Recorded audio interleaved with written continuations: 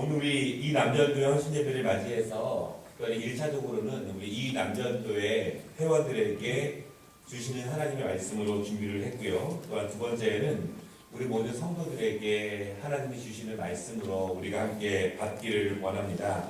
우리 한번 앞에 그냥 이렇게 인사하겠습니다. 고백하는 그리스도인이 되시다. 이렇게 인사하겠습니다. 고백하는 그리스도인이 되시다. 예. 아멘. 고백이라고 하는 단어의 뜻을 사전적으로 보면 마음속에 숨긴 일이나 생각한 바를 사실대로 솔직하게 말하는 것이다. 그렇게 이야기를 합니다. 이 고백이라고 하는 정의를 두 가지로 한번 보면, 첫째로는 내면에 있는 것을 밖으로 드러내는 것이다. 그렇게 말하고 있습니다. 우리가 외적인 것은 분명히 우리의 눈으로 알 수 있습니다. 예를 들면 저 사람은 교회 다니고 있다. 저 사람은 집사이다. 저 사람은 이러이러한 성격을 가지고 있다.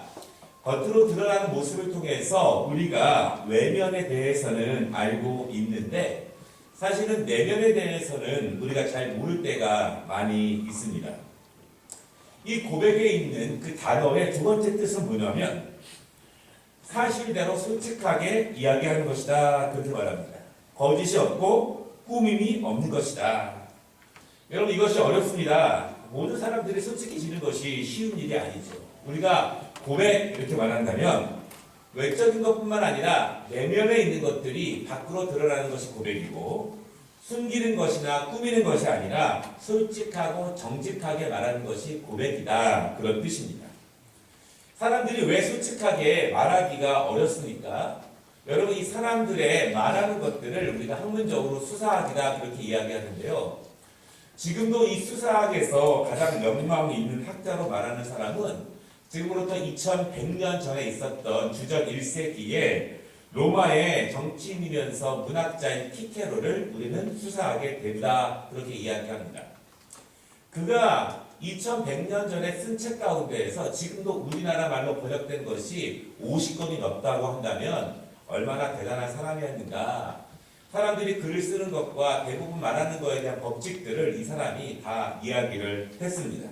그런데 이 사람은요, 왜 사람들이 솔직하지 못하느냐 이렇게 이야기를 합니다.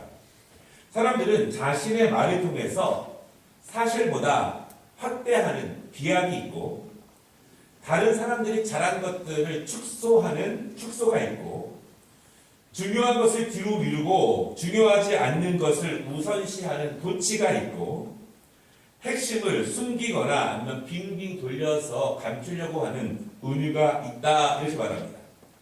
우리가 의식하든지 의식하지 않든지 자기 자신의 있는 모습 그대로 이야기하는 것이 쉽지 않고, 굉장히 많은 사람들은 있는 모습 그대로 이야기하는 것을 굉장히 훈련받지 못했기 때문에 사람들이 자기를 표현하거나 무엇인가 이야기할 때 이런 여러 가지 법칙들이 사용된다라고 하는 것입니다. 그것은 솔직하지 못하고 정직하지 못한 모습들이 우리의 언어 가운데 분명히 있다라고 하는 것입니다. 그리스도인들에게 고백이라고 하는 것은 어떤 의미일까? 만약에 여러분 우리가 신앙인으로서 고백이라고 하는 단어가 굉장히 낯설다면 사실은 우리의 신앙에 대해서, 우리의 신앙의 행태에 대해서 다시 한번 생각해 볼 필요가 있습니다. 왜냐하면 기독교 신앙은 개인의 고백을 통해서 전승되는 종교이기 때문에 고백이라고 하는 단어는 우리에게 낯설어서는 안 되는 그런 단어입니다. 우리는 예배 시간마다 신앙 고백이라고 합니다. 그렇죠? 고백을 하는 것입니다. 주문처럼 외워서 그냥 하는 것이 아니라 시간마다 그 신앙 고백, 나의 신앙을 있는 그대로 하나님 앞에 내 입술을 열어서 내 안에 있는 마음을 하나님께 올려드리는 것이 바로 고백이라고 하는 것입니다. 우리는 기도를 합니다. 여러분, 기도가 무엇입니까? 기도는 고백입니다. 내 마음을 하나님께 솔직하게 말하는 것이 기도이며, 기도가 곧 고백입니다. 그것이 사랑의 표현이든지, 그것이 어떤 것을 요구하는 것이든지, 그것이 죄를 회개하는 것이든지, 그것이 하나님과 대화하는 것이든지, 하나님을 향하고 있는 나의 마음에 있는 것들이 밖으로 표출될 때 그것은 고백입니다. 기도는 우리가 고백이라고 말하는 것을 가장 잘 표현하고 있는 것입니다. 단체로 기도하는 것 같지만 나 혼자 하나님 앞에서 단독자로 주님과 만나는 그런 시간입니다. 여러분, 기도가 고백이라고 생각해 본다면 기도는 고백이라고 하는 원래 뜻인 솔직하고 정직하게가 필수적이다라고 하는 것입니다. 왜냐하면 고백은 진심을 다해야 하는 것입니다. 고백은 숨기지 말아야 하는 것입니다.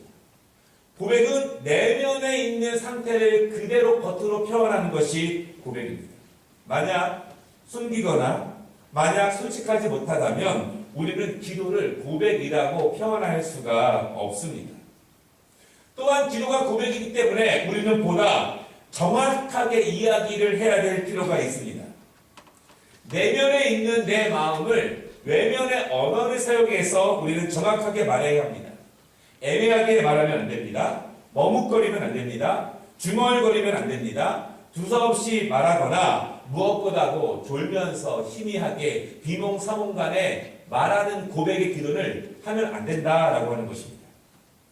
물론 우리가 너무 괴롭고 몸이 아프고 힘들어서 괴로운 상황 가운데 그렇게 기도하지 못할 때가 있습니다. 그렇게 고백하지 못할 때가 있습니다. 그렇게 우리의 상태가 안 좋고 너무 힘들어서 한숨만 내쉬고 눈물만 그저 흘리면서 우리가 기도하는 모습이 있습니다. 하나님이 그것을 아시죠. 여러분 아시는데 중언부언하면서 애매하게 비몽사몽간에 기도하는 습관이 기도의 버릇이 들어지면 안 됩니다. 그렇게 버릇 들여지면 안 됩니다. 하나님이 우리의 마음을 아시지만 그렇게 기도하는 습관이 들여지면 곤란하다라고 하는 것입니다. 그러면 기도가 고백이 되지 못합니다.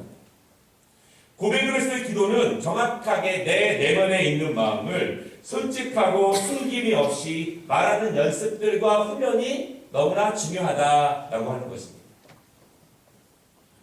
오늘 이 남전도의 호신 예배를 맞이해서 우리 이 남전도의 회원들이 고백하는 그리스도인들이 되기를 원합니다. 또한 우리 모든 성도들이 고백하는 그리스도인들이 되기를 원합니다. 두 가지로 말씀을 전할 것인데요. 첫째는 그러면 고백하는 그리스도인이라고 하는 것은 무슨 뜻일까라고 하는 것입니다.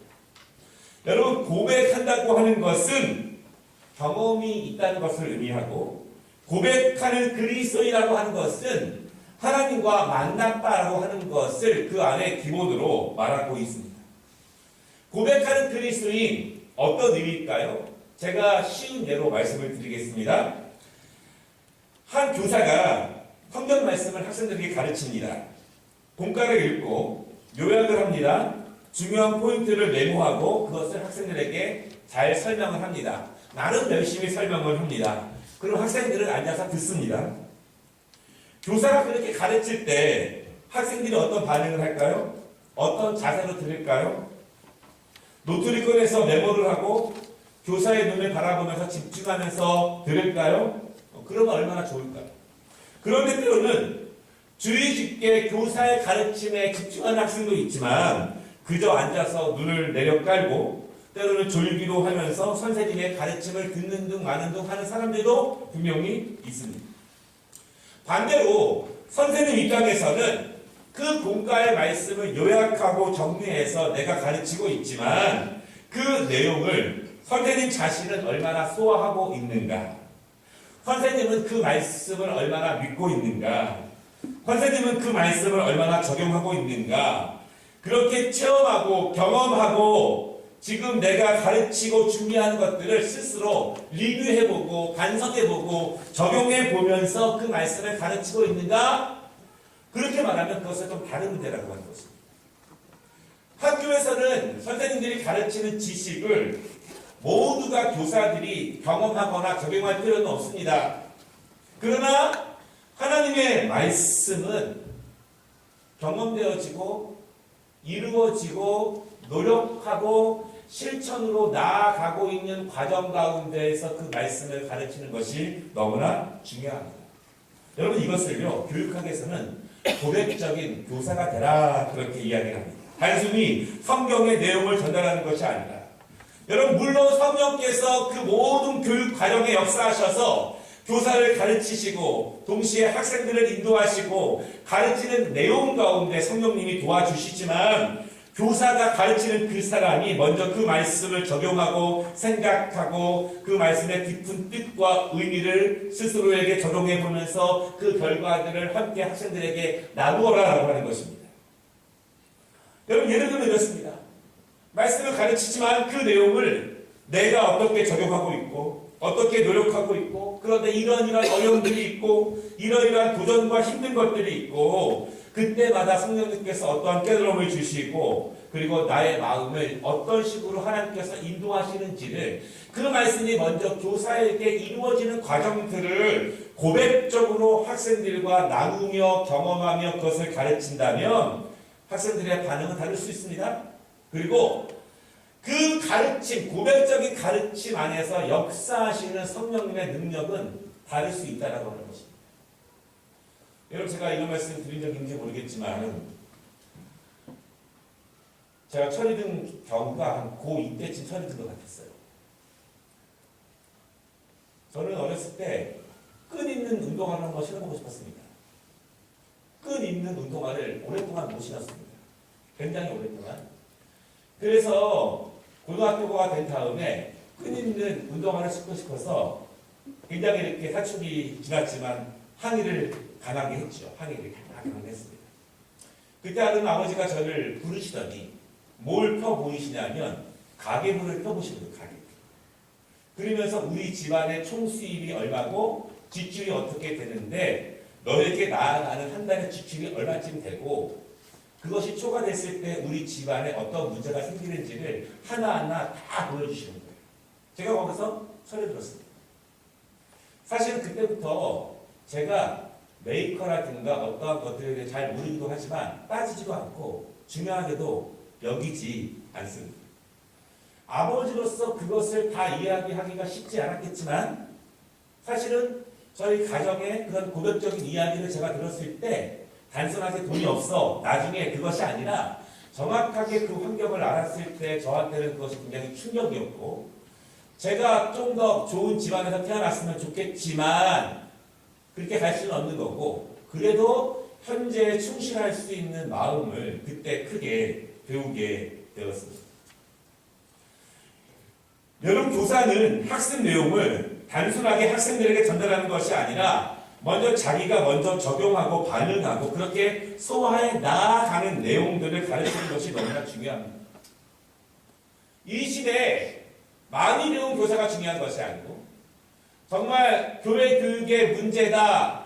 학생들이 교회에 와도 하나님 말씀을 온전히 배우지 못한다. 이런 이야기가 많이 있지만 제가 분명히 느끼는 이런 고백적인 교사가 많아지면 많아질수록 그런 가르침을 통해서 아이들에게 교육되어질 때 그 안에서 성령의 역사가 더 충만하게 임할 것이라고 믿습니다.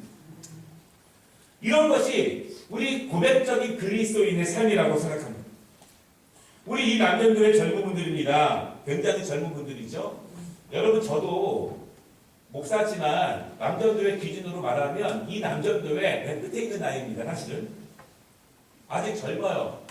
젊다 보니까 여러분 그 젊음이 주는 활기참과 에너지도 있지만 젊음이 주는 연약함과 부족한 것도 사실은 많이 있습니다. 그렇게 생각하셔야 됩니다. 그렇죠? 굉장히 가정적으로도 돌봐야 될 것들이 많이 있고 직장에서 맡겨진 부분들도 굉장히 많이 있습니다. 그런 상태에서 신앙적으로 집중하기도 굉장히 어렵고 가정적으로 집중하기도 어렵습니다. 그러나 우리 이 남전도에 굉장히 분주하고 바쁜 여러분들에게 같은 입장에서 권면을 드린다면 우리가 그럼에도 불구하고 분주하고 바쁘고 아무런 것도 이루어지지 않지만 그럼에도 불구하고 하나님께 예배하고 성령과 깊은 관계를 가져야 하고 그럼에도 불구하고 기도해야 하고 우리가 깨닫고 있는 것들을 실천함으로 나아가는데 게을리하지 말아야 한다라고 하는 말씀을 드립니다. 왜냐하면 우리가 분명하게 믿어야 하는 것은 우리의 가정을 인도하실 분은 결국 하나님이시라는 거예요. 우리 자녀들이 우리 마음대로 되나요? 여러분, 지금 여러분의 자녀들의 지금의 모습이 그들의 인생의 최종적인 모습은 아닐 수 있습니다. 하나님이 손대시고 하나님이 만지시고 그들의 삶 속에 분명한 길을 비춰주시고 분명한 비전을 주시면 지금보다 몇 배나 더 유능하고 명철의 능력을 가지고 이 땅에서 능력 있는 그리스도인의 모습으로 살아갈 수 있다는 사실을 믿으시기를 바랍니다. 그 일은 하나님이 해주셔야 합니다. 우리의 미래는 어떻습니까? 지금 굉장히 젊고 왕성하고 열심히 일해야 되지만 아무것도 보장되어 있지 않는 미래예요. 여러분 사실 저도 믿음을 가지고 살아가지만 노후에 대해서 가끔 걱정해 보면은 일이 좀 깝깝합니다. 물론 믿음은 있지만 한 번씩 생각해 봅니다. 아무것도 준비된 미래가 없지만 그럼에도 불구하고 우리가 이 바쁜 시간에도 하나님을 더욱더 깊이 경험하고 믿음으로 나아가야 되는 이유는 그럼에도 우리의 인생을 인도하시고 열어주실 분은 하나님밖에 없다는 사실을 우리가 분명히 믿기 때문에 우리는 아무리 시간이 없어도 분주하고 바빠도 주님을 직접적으로 만나는 그 시간을 게을리하면 안 된다라고 하는 것입니다. 우리가 하나님 앞에서 진심으로 내 신앙을 고백할 때, 내 아픔을 고백할 때, 내 연약함을 고백할 때, 우리 가정의 기도의 제목을 고백하고 내 삶의 지경과 직장에서의 그 문제들을 직접적으로 고백하며 나아갔을 때 여러분 솔직하고 진심 있는 그 교제 가운데 하나님의 구체적인 만져주심과 하나님의 세밀한 인도하심이 있다는 사실을 여러분 분명히 믿으시기를 바랍니다. 만약 우리가 직장에서 친구들 사이에서 내 하나님, 내 주님, 내 신앙을 당당하게 고백하지 못하다면 여러분 우리가 하나님과의 1대1의 관계에서 솔직하지 못하고 숨김이 있고 고백하는 훈련이 안 되어 있을 확률이 굉장히 많습니다. 왜냐하면 내가 하나님 앞에 1대1로 서서 그분과 말하고 그분과 대화하고 내 내면에 있는 것들을 아낌없이 말하는 훈련들이 안 돼 있고 그것이 영 어색하다면 세상에서 친구들과 직장에서 내 신앙을 고백하는 것이 어색할 수밖에 없습니다. 능력이 안 될 수밖에 없습니다. 내가 내 하나님에 대해서도 사랑한다고 말씀드리지 못하고 내 주님이라고 말씀을 드리지 못하는 그 마음의 확신을 가지고 우리가 어떻게 세상에서 그렇게 증거할 수 있겠느냐라고 하는 것입니다. 결국은 여러분 주님 앞에 끊임없이 쑥스럽고 힘들고 어렵지만 내 내면에 있는 것들을 솔직하게 고백하는 훈련, 그 관계, 그때 하나님이 주시는 은혜, 인도하심, 위로하심, 평안과 기쁨을 통해서 그 에너지를 가지고 우리가 직장에서도 친구들에게서도 가정에서도 고백하는 그리스도인으로서 살아갈 수 있다는 사실을 여러분 믿으시기를 바랍니다. 다니엘과 세 친구는 바벨론 왕 앞에서 당당하게 자신의 신앙을 고백합니다. 왜 당당합니까? 확실하면 당당합니다. 분명하면 당당한데요. 애매하면 당당하는 것이 불가능합니다. 내가 가봤으면 당당합니다. 내가 보았으면 당당합니다. 안 본 사람은 당당할 수 있는데 내가 애매하니까 당당하지 못하는 거예요. 다윗과 세 친구는 시간에 맞추어서 하루에 5번씩 기도하는 사람들입니다. 왜 규칙적인 기도가 중요하냐면, 왜 고백적 기도가 중요하냐면 그 기도를 통해서 하나님이 그들에게 담대함을 주십니다. 하나님과의 그 관계가 당당하면 세상의 왕 앞에 가서도 당당하게 고백할 수 있는 그리스도인이 될 수 있다라고 하는 것입니다. 여러분 그러기 위해서 여러분 죄송하지만요. 저도 구교육자 오래 했거든요. 한 20년 이상 했는데 그때는 그렇게 기도를 강조하지 않았습니다. 왜냐하면 다 하니까. 왜냐하면 저도 잘 못하니까. 그런데 저도 담임 목회를 해보고 정말 영혼들을 책임지는 부족하지만 그 입장에서 기도하다 보니까 정말 하나님의 능력과 은혜는 기도 외에는 다른 방법이 없구나 그런 생각을 하게 됩니다. 무엇보다 힘들고 어렵고 부족한 연약한 아픈 고통스러운 성도들을 바라볼 때마다 그럼에도 불구하고 조금 더 기도하면서 하나님이 주시는 은혜와 하나님이 주시는 능력 가운데 살아가야 할 텐데 그런 생각을 사실은 더 많이 갖는 것이 사실입니다. 두 번째, 그렇다면 나는 어떻게 고백하는가? 우리 이 남전도의 회원들에게 먼저 말씀을 드린다면 오늘 우리가 함께 읽은 이 본문의 베드로의 고백은 너무 유명한 고백입니다. 예수님께서 사람들에게 물어보시는 거예요. 제자들에게 사람들이 나를 보고 뭐라고 말하느냐. 제자들이 말하기를 더러는 예수님을 보고 세례 요한이라고 말합니다. 더러는 엘리야다. 더러는 예레미야나 선지자로 부릅니다. 그렇게 말합니다. 그때 예수님이 물어보십니다. 다른 사람들 말고 너는 나를 누구라 하느냐. 이렇게 물어보십니다. 여러분 이것은 신앙생활에서 너무나 중요한 질문입니다. 우리 부모님의 하나님 말고 과거에 옛날에 만났던 하나님 말고 성경 속에서 이스라엘 백성들에게 역사하시는 하나님 말고 너는 나를 누구라 하느냐? 내가 너에게 어떻게 역사하느냐? 너는 나를 어떻게 만나고 있는가? 나의 말씀이 너를 어떻게 움직이고 있는가? 나의 말씀이 너에게 얼마나 중요한가? 그것을 주님이 제자들에게 묻고 계신다라고 하는 것입니다. 우리 이 남전도회 회원들에게 개인적으로 여쭤본다면 두리뭉실하게 대답하는 거 말고 성경에 나와 있는 것처럼 이론적으로 대답하는 거 말고 우리 이 남전도회 회원들은 하나님을 개인적으로 그분이 예수님이 나에게 어떤 분이시냐 우리는 이렇게 고백할 수 있느냐라고 하는 것입니다. 베드로의 고백이 너무나 훌륭합니다. 여러분 왜 훌륭한지 아십니까? 베드로는요 예수님은 구약의 그들의 조상 때부터 인류의 메시아를 기다렸던 그분 바로 그분이 당신입니다. 이것을 고백하는 것입니다. 그리고 그 바로 당신은 살아계셔서 하나님께서 이 땅에 보내신 하나님이시며 하나님의 아들이다라고 하는 것을 믿고 고백하는 것입니다. 여러분 이 믿음이 왜 중요하냐면 우리에게는 전혀 새롭지 않습니다.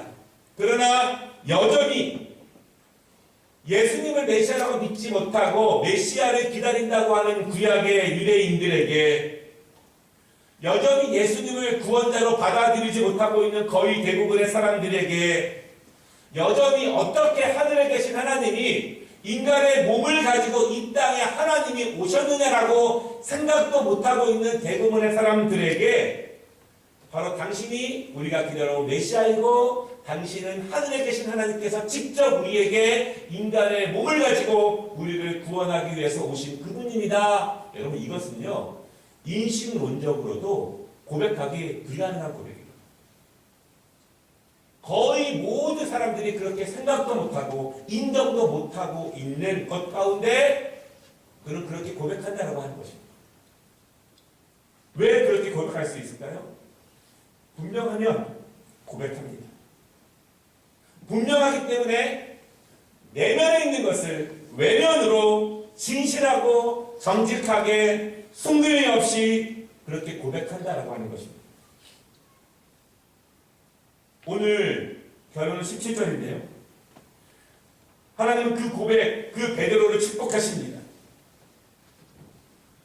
고백이 있어야 은혜가 있고 경험을 통해서 분명한 만남을 통해서 하나님을 경험한 그것 이론이 아니라 전통이 아니라 내가 만난 그 하나님 분명한 하나님 살아계신 하나님 그것을 진정으로 고백했을 때 그에게 하나님의 함께 하시는 능력이 임하게 됩니다.